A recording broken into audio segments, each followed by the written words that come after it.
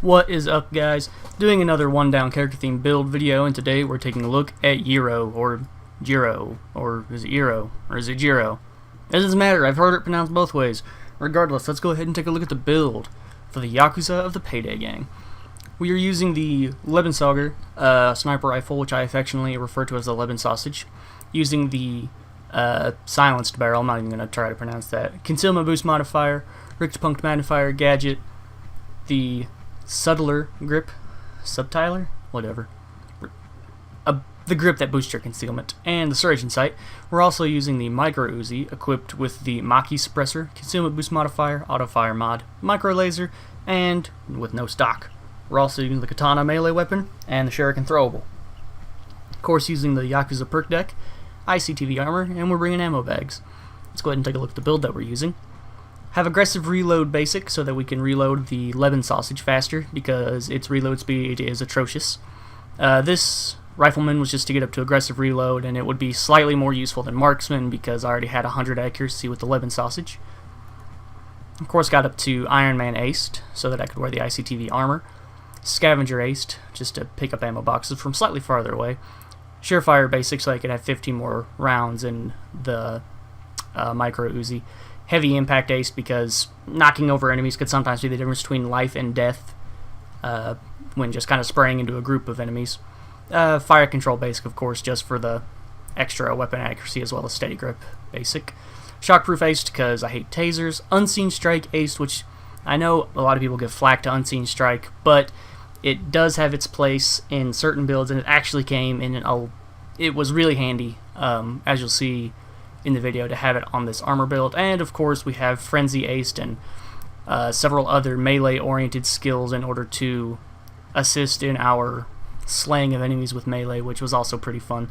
Bloodthirst aced was also really useful a couple of times in this run because both of the reload speeds of these weapons aren't particularly excellent. The micro Uzi reload isn't that bad, but the Leben sausage reload is pretty bad a lot of times. But regardless, without any further ado, let's go ahead and take a look at our gameplay. So, at long last, I've finally gotten around to doing the Yakuza video. This one's been in the making for a while. I've had the build for ages and ages and ages. However, I just haven't had the ability to actually complete a heist with it. I've tweaked the build a bunch of times. I knew what weapons I wanted / needed to use. I mean, everything just set up perfectly for Jiro with the ninja pack and with his own Yakuza pack. So, in terms of weapons, I was pretty well set on what I knew I was, going to use. The Leben sausage is a good sniper rifle in terms of damage and fire rate. It's really its only limiting factor is the fact that its reload speed is absolutely atrocious. I really didn't feel like having the alarm go off just yet, so I was popping a few caps in some people.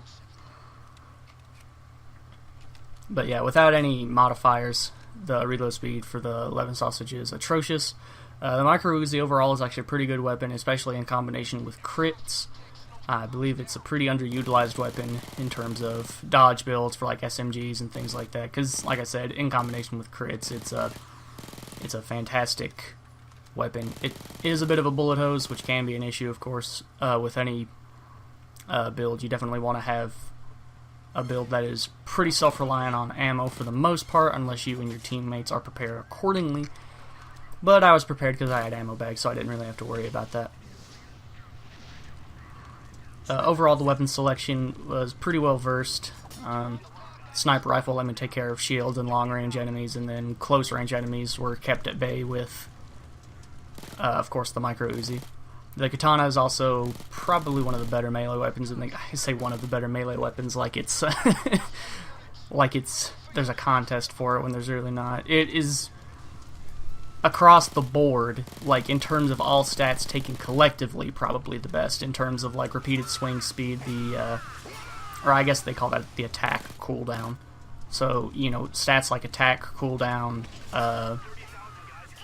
equip speed, dequip speed. I got stuck on the door here and I thought the run was going to die right there, but thankfully I didn't.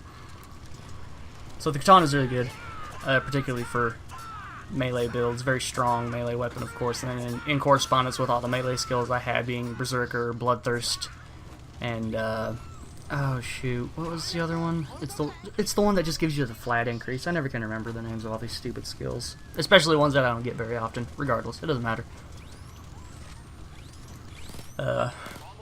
Talking about the perk deck itself, Yakuza is more used as a stealth perk deck instead of a loud perk deck by many people, simply because the bonuses that it gives you just aren't that great. I mean, they're good if you put them in a vacuum, but defensively it doesn't help you out too much. It's basically like Hitman, instead of giving you a flat, decrease in the amount of time it takes to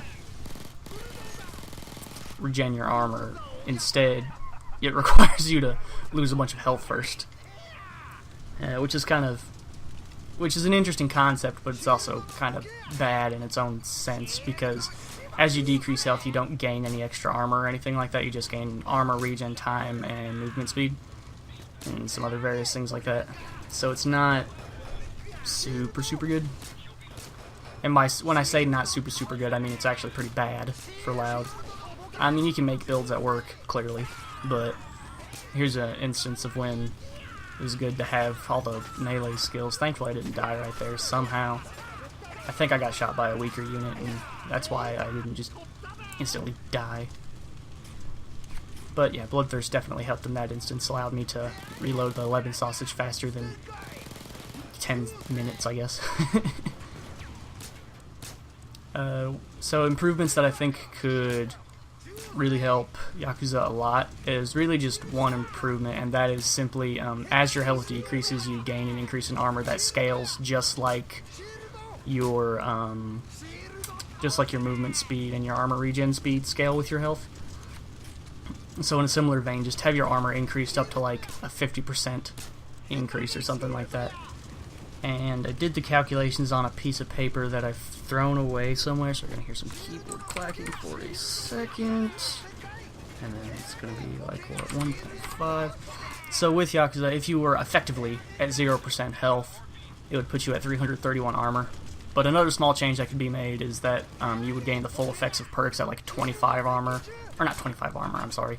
Like, at a health value that isn't 0%, because the fact that you can't get all the benefits from this perk deck until you are effectively at 0% health is kind of stupid, if you ask me, and a little bit misleading. You definitely want to be able to get the full effects of your defensive perk deck. The reason that you have it, you want to be able to get those effects without being at 0 health. It's silly. So I think that increasing the bottom part of the threshold for the perk skills for Yakuza would definitely help it out a lot, on top of, giving like up to an extra 50% armor as your health decreases. It would definitely help a bunch. The extra armor in combination with the extra armor regen time would be a decent combo, on top of the added movement speed. So I think it's a good idea, and that's the change I would make if I had the coding capabilities to do so. Recently I've been looking into trying to code my own, or not really code my own perk decks, but like code my own changes to the perk decks. But some of the changes that I would make on certain perk decks aren't already in the game, such as you get extra armor as your health decreases, so that's a function I would have to write on my own, which, on initial thought isn't that bad. Oh, here's where the Unseen Strike came in handy. I was just able to obliterate that dozer.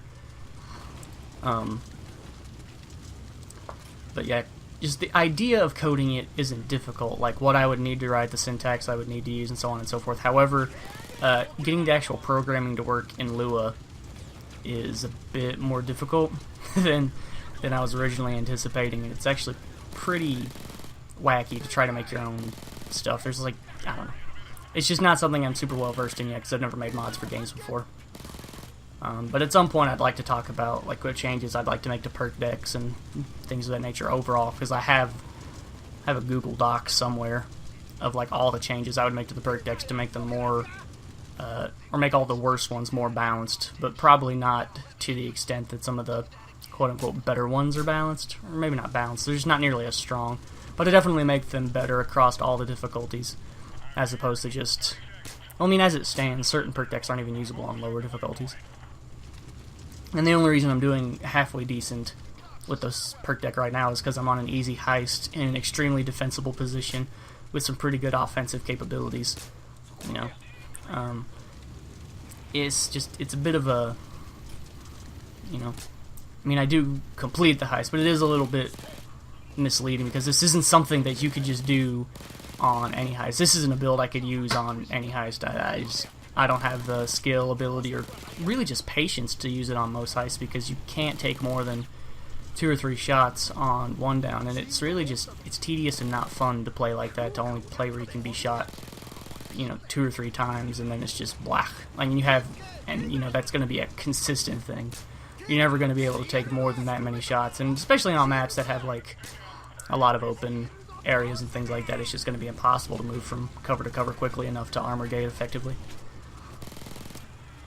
So you might have noticed in the title that I may or may not have included a a certain part of my titles that I love to put in there, which is no downs. And this part makes me really sad. I was so heartbroken, but I decided to keep it because, well, you'll see in a second. This is not the same as the Bonnie video where I got overran and then I died. And I wasn't even close to the escape. But it was really disheartening, but I didn't want to go through the run again because it was aggravating, and I was glad to just finally have a successful heist with it. So, I've actually been on a bit of a video tear today, but I'm starting to get podcasty. I need to just talk about what I was going to talk about.